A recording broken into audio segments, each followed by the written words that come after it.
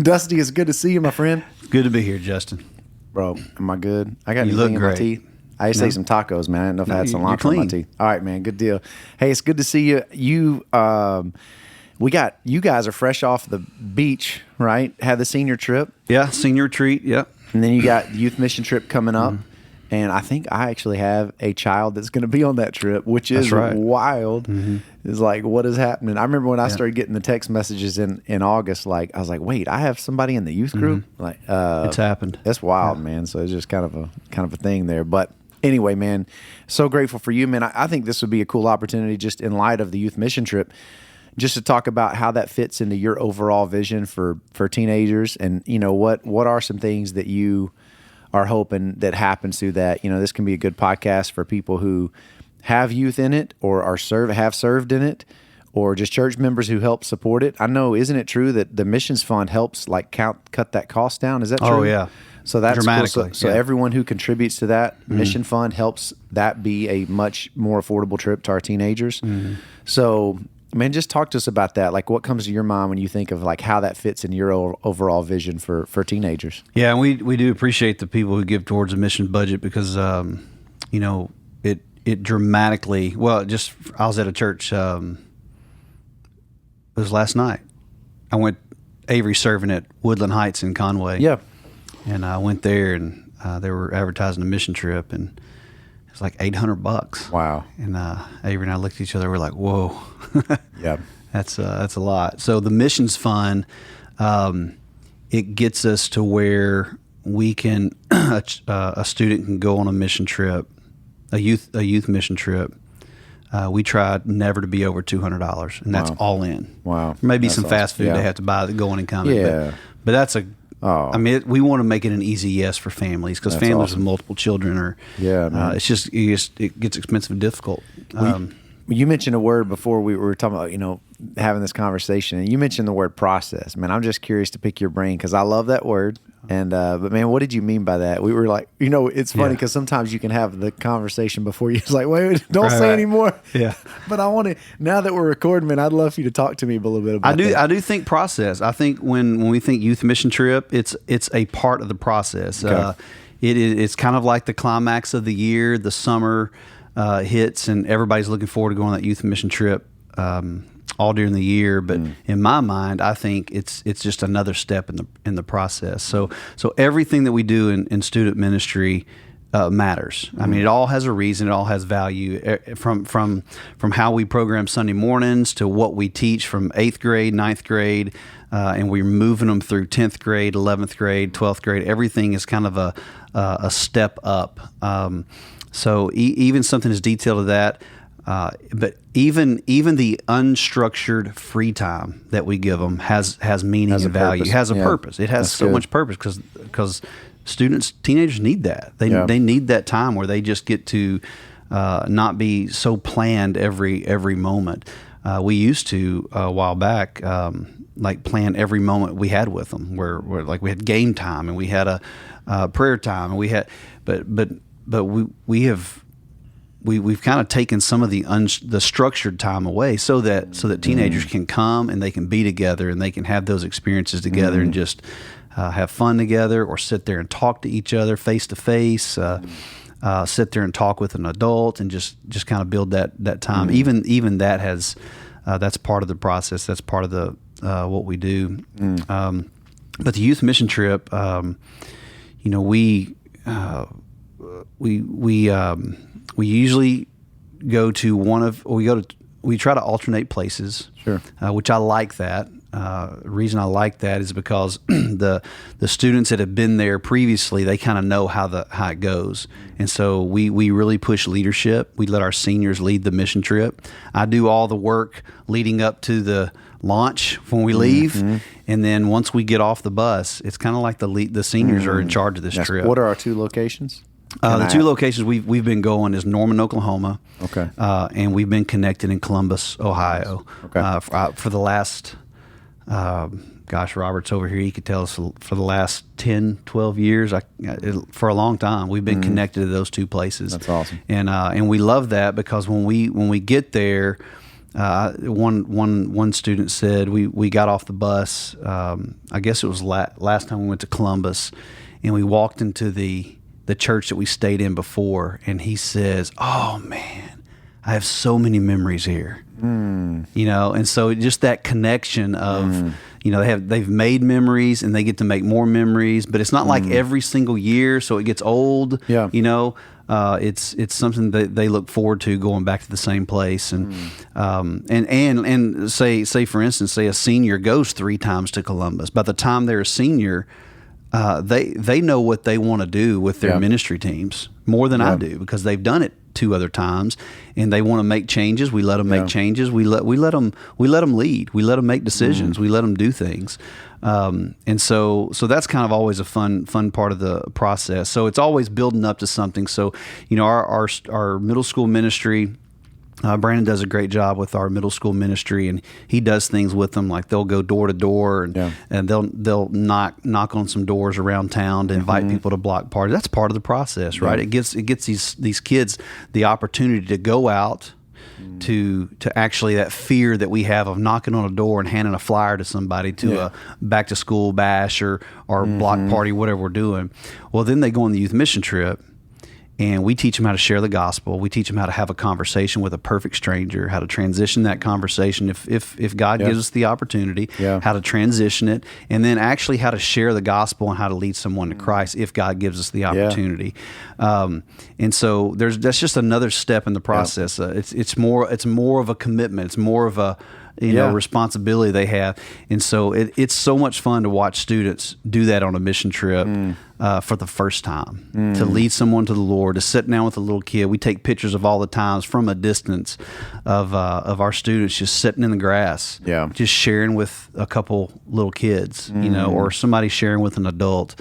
And once they do it once, they're ready to go again, and they're excited. They want to do it. So everything is a part of the process, and it all matters. It's all a stepping stone to something else. We're wanting to help these children become men and women of God, and we want to. It's a slow process. It takes time, and so we want to take them from one step to the next. And the youth mission trip is just one of those steps. It's a big one. Now the students, they don't know that. They love it because it's fun. They get to be together. They get make memories together. But they love the ministry part of it too. You've been doing it long enough now where you've seen that the piece of the pie that contributes to, like, even throughout the year. Like, I'm sure like seeing them overcome some of those fears, and then how that impacts them now, helping out at our block party. There's probably renewed, like, a little more energy, a little more confidence of, hey, I'm going to trust God with this. This is something God, that's neat. Let me ask you this, man, because not only just youth mission trip, but I would just love to know for you, like, you've done this a long time, man, and I see, you have so much joy and passion still for it, and that's really neat to see. What's your favorite thing about working with teenagers? Because I'm new to the teenager thing. We've got one teen at the house and one just about there, and it's teens are tough, man. They're awesome, and it's also like it's a unique season of life, right? It's some hard things about that, but I see you having so much joy. I see that God's giving you a lot of favor among our teens, man. They love you, and so if you had to think about just like my favorite thing, sure, man, like just one of, because I know the first thing it's fresh because we just come off the senior retreat. Okay, right? I don't know if this is my favorite thing, but something that I made a statement to Kristen just the other day. We go on the senior retreat and we take them to the beach. It's kind of their last big thing to do just together for them, but it's also a catalyst into the summer because we expect them to lead a lot, we not only on the mission trip, we lean on our seniors and some of our juniors sometimes to lead on the church camp we go on too. They lead groups and they're responsible for that kind of thing. So it's kind of like the last hoorah together, but it's also launching them into the summer. And especially the last, I don't know, 7-8 years. It just feels like instead of me being with them as youth pastor and they're the teenager, it just feels like family. Like it just awesome. feels like, okay, we're at the beach and we're we're spending time together, and it just feels like I got a bunch of my own kids with me. Kristen feels the same way. It just feels like family. And one thing I love what we do on the beach retreat is we have this living room, and like Brad Hatfield's with us this year, and Keely and Vicky and Brandon were with us. And so, when they're seniors, it's not really, again, it's process, right? When they're young, we teach at them. We preach at them, we teach at them, we tell them what to do. But we just gathered around them, sat in the living room, and we just had Q&A time with them. And it was just somebody throw out a question, and Brandon may answer it, and Keely may chime in, and Brad may chime in, and then we just had an hour and a half long conversation with these students, just doing life and talking about life with them, and it just feels like family. So that's one thing I love.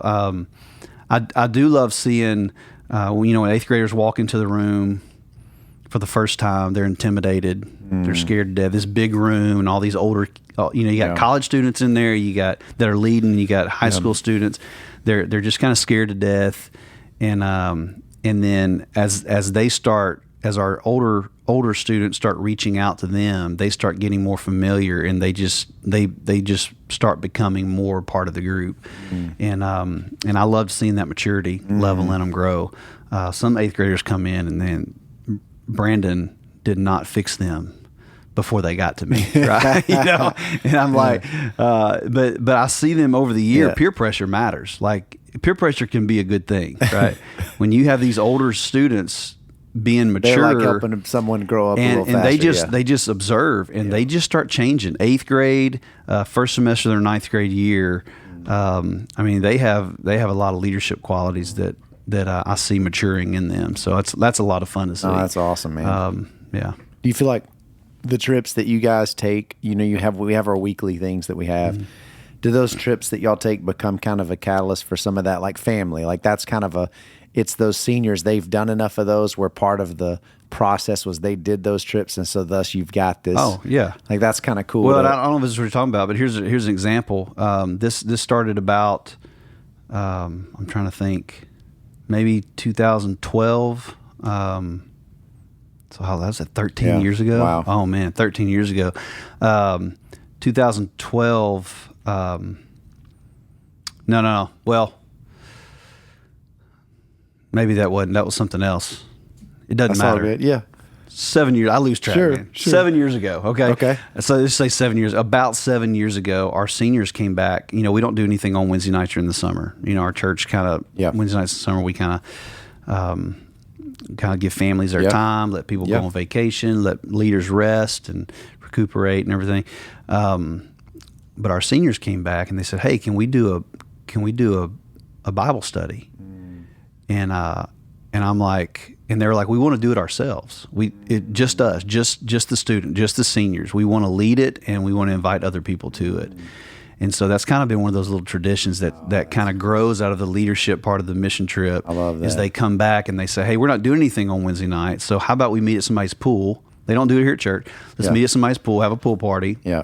And we'll do a Bible study, and the seniors lead it. They pair up, and the next week they'll say, "Who's going to do it next week?" Awesome. And so 2 seniors will volunteer, and they'll do a 20-minute Bible study, and then they'll have a pool party. That's awesome. Which I love that, because that was their idea. Yeah. But what that does is that prepares them for college, being in a dorm room. If they can lead a Bible study, you can lead one at a pool. You can lead one at a dorm. If you can lead it in front of your peers, when you get to be a freshman in college, you can lead one in your dorm. And that's one thing that I watched you and just other college pastors and college ministries. One talking about the process. I've heard you guys talk about what you would love for your seniors to be when they go through 4 years of college, how you would want them to lead. And what I started thinking is like, but what if we can do our part in youth ministry to get those kids to a point where they're that person as a freshman. They're ready. Yeah. They're ready. That's it, and then you have 4 years of a leader who can lead a Bible study, invite people to church, share the gospel with people, awesome. Yeah. And that's taken some time, but I feel like we're there. I feel like I was looking around the room at the senior retreat. And I said, there's nothing stopping any of you from going to a church wherever you go to college and you jump in and serve at whatever capacity. You know, you could be a college leader, you could be a youth ministry leader, you could work in children's ministry, some of you could work in preschool ministry. Every single one of them, they could contribute to ministry at some level. I love that. I love that you challenge them with that, because I was a guy who, I just never was really challenged, and maybe I wasn't listening. I don't know, but I love that, because that's a cool opportunity for them to even hear that. Oh yeah, I can contribute right now. Well, I'm really excited about. I sent out every camp we go to. There's this call to ministry. You've probably seen that. They'll do a call. Our Arkansas Baptist State Convention does a great job at helping kids explore the call. Is what they call it. And we always have a big handful of kids that go, here I am again, I feel like God's calling me to ministry, but I don't know what it looks like. And my encouragement then was just keep pursuing Christ, keep pursuing Jesus, keep praying about it. He cares about it just as much as or more than you do about his calling on your life. And so this year I sent out a text just a few days ago, and I said, hey, if anybody's interested in ministry or missions, or these are teenagers, right? Yeah. I said, I would love to. Let's plan a time and let's spend some time here at church. Let's just talk about it. Let's get Justin and Robert and Brett and Greg and Mike and Larry, and let's just get people and Brandon to get together, and let's just talk about our own call to ministry, or let's talk about what it looks like. Let's talk about the good things. Let's talk about the not so good things, and just get teenagers thinking about, is God calling me to ministry? And there were 15 kids just like that responded. That's good. So it's just kind of a cool thing to have students who are interested in leadership and leading and ministry. That's good, man. All right, so let me ask you this, because I know, you kind of referenced that there's, what do we say, the challenging things. When you think about, working with youth, what is one of the challenges that you face, just big picture wise, at this season of life? If you kind of observe, one of the challenges you would. I think the challenge. And if nothing comes to mind, no, it's okay. I got something. It's hard helping a student through. I don't know how to voice it very well, but you got these great kids, right? But that they're struggling. They're really struggling. With just the world's temptation. Sure. The world, the flesh, the devil, we say, and it's not. I do have really good students who come to me and confess things. We won't have to go into detail on all their. You can just imagine what they're dealing with. When it comes to their phones, when it comes to just desires they have that are just natural desires, but how do you control these desires? Those things like that. That's tough walking a kid through that, and them having the feelings of they're not worth, or their self-worth is less than, and just helping them see that God loves you, God does forgive you, but God has a plan for you to be holy, to be to thrive in your faith, to thrive in your life, and there's just that there's just always that tension of, I want to be this for God, and I want to have zeal for God, but my life is a train wreck, you know. And I think it's hard. The challenge is to have patience with that, and to know that they're going to struggle with sin. They're going to, but that doesn't mean we give up on them. It doesn't mean that we shame them or we judge them, or we as leaders we have to be patient. We have to guide. We have to share with them, and just be gentle with what's going on in their life at that time. I've had some students confess some pretty tough things. And they're good kids. They're growing spiritually. They're growing. But they still mess up. They still do some things. That's almost tough. That's a challenge. As Greg's walked us through Samuel, and now 2 Samuel's we see that in the life of David. It's like a man after God's own heart, and yet there's these moments where it's like he's.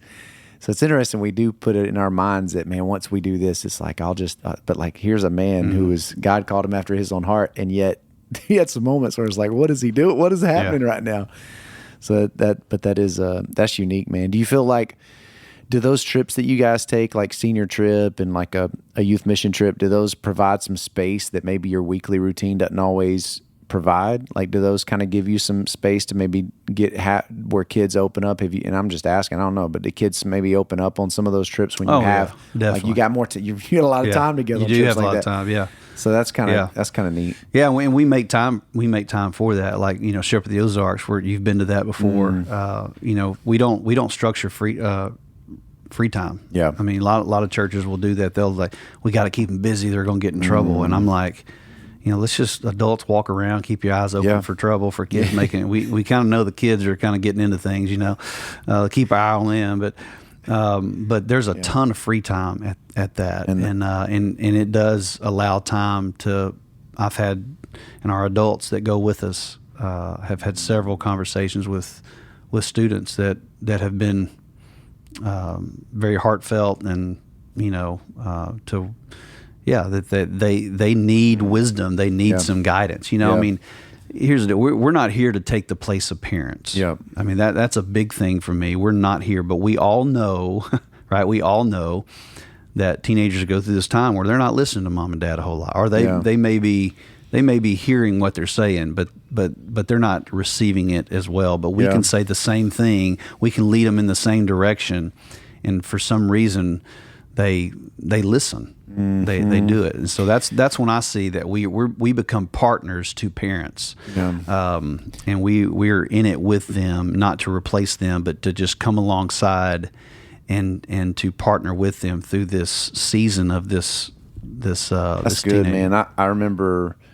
I was in a staff meeting one time. Somebody asked Greg, like, "Hey, would you be upset if one of your kids like came to a staff member instead of you on a topic?" And he's like, "Man, I would be happy about that." And I thought that was good advice, just because I like that partnering, and it's I don't think, you tell me, but I think that is a beautiful thing. Like, I know my kids, as they enter teens, like, they might be more comfortable sharing something with you or one of your leaders than they would with me.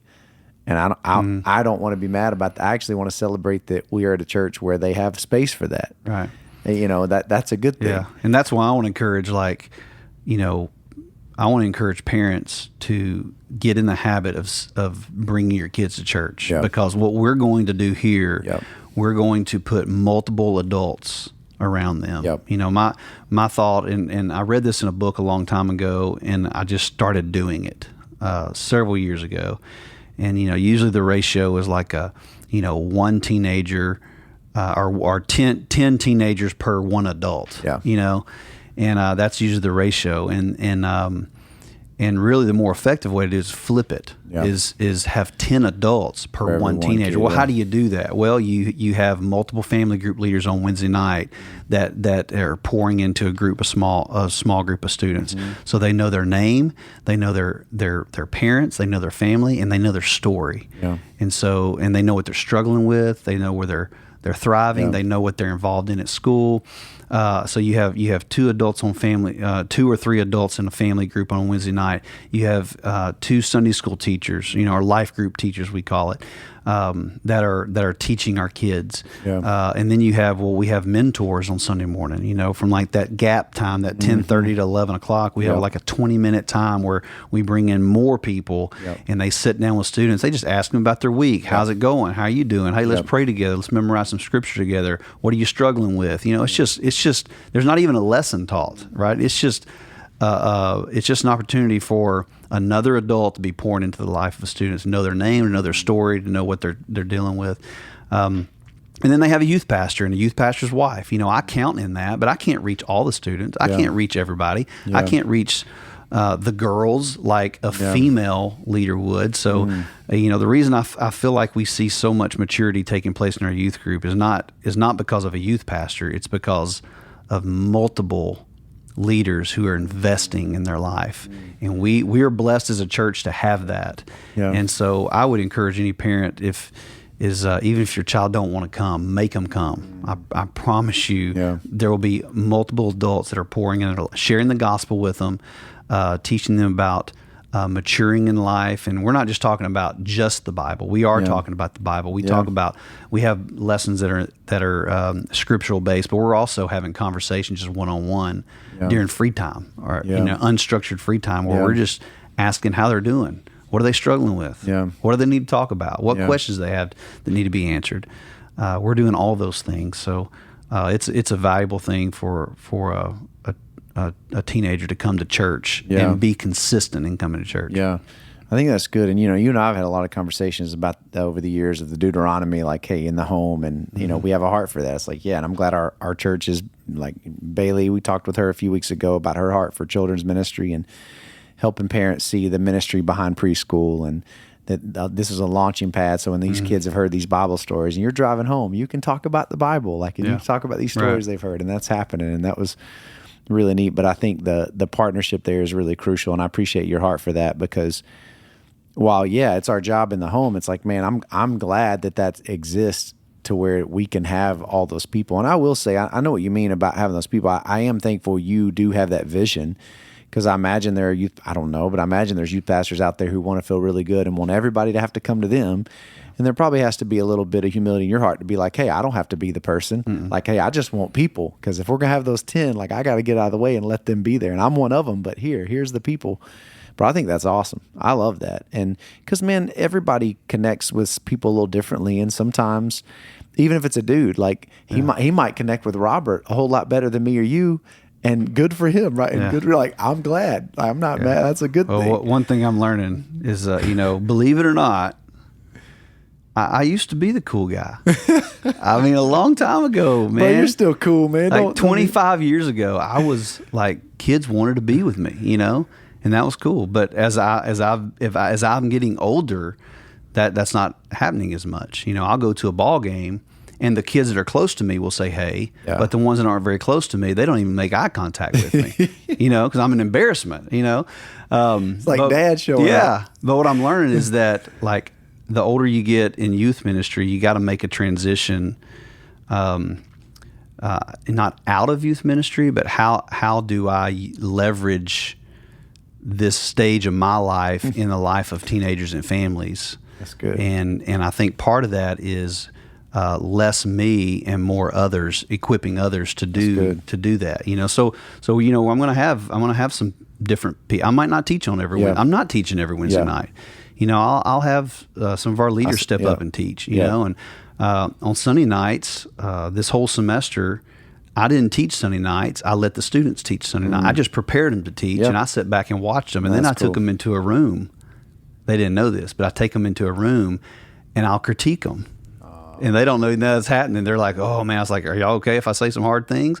They're like, yeah, tell us, And so they'll teach, and they teach for like maybe 10 minutes, And then I'll take them into a room, and I'll just, away from everybody, so it's not embarrassing, And I'll just tell them what they did great at and what they could improve in, That's cool. So, really, I've got a couple right now that could stand up on Wednesday night and teach a great lesson to our students. That's and cool. It's like peers teaching peers, That's cool. Yeah, so I'm like getting excited about that season of ministry, and just kind of less me and me pouring into those who can stand up front and teach and lead, and that's I'm excited about that. One of my favorite things that you do is I know we're wrapping up here, but I love that you bring in those senior adults with those, because the church really is like, it's multi-generational. Right. So why would we not interact with each other? Yeah. And, I love seeing college students serve like up on a Awana floor, and they're reading scripture with second and third graders. Like, that's awesome. And I also like how it's so cool that for those senior adults to have the opportunity, and for you to kind of challenge them with that. Like, hey, let's learn from people that are older and have experienced in things that we haven't had yet. Like, this is fun. So I love that you do that. You guys are doing amazing stuff, and we're grateful for you, brother. Any last bit of advice for a parent of a teenager? Give me some wisdom, Dusty. Last words of advice for a parent of a teenager. I mean, I would say. You got two in here right now. Yeah. We're listening. Well, three. Me. Yeah, true. I would say we know there's an investment being made at church. Okay. There has to be an investment made at home. as well. And it doesn't have to be like an hour Bible study every night. That would be the kids don't want that. Yeah. They don't need that. Yeah. Hour Bible study every single night with their parents. But there does need to be some investment, and a lot of that investment can be just as you're going through your day, making comments and pointing to Scripture and talking about what you see on TV, and just sitting down with them. Maybe they had a conflict or something at school, and you sit down with them and just, instead of getting mad at the conflict, sit down with them and walk them through very patiently, very gentle, without being too elevated, just walking through the conflict and help them see, and then pray about it at the end. I think teenagers, they need to see more than lessons taught. They need to see lessons modeled in our life. We need to model those things in front of them. And I believe when they see that faith is real in our life, and that we have our own struggles, and that we're not afraid to admit when we're wrong and to apologize and ask forgiveness when we're wrong, when they see that kind of thing modeled at home, I think you're gonna see a difference in their life. I think it matters. Solid advice. There's an investment being made at church. I promise you, if you bring your kid to church or make them come to church, there's an investment being made. There's multiple adults around them investing in their life, but it also needs to be modeled at home. Good word. Appreciate that, brother. Until next time, God bless.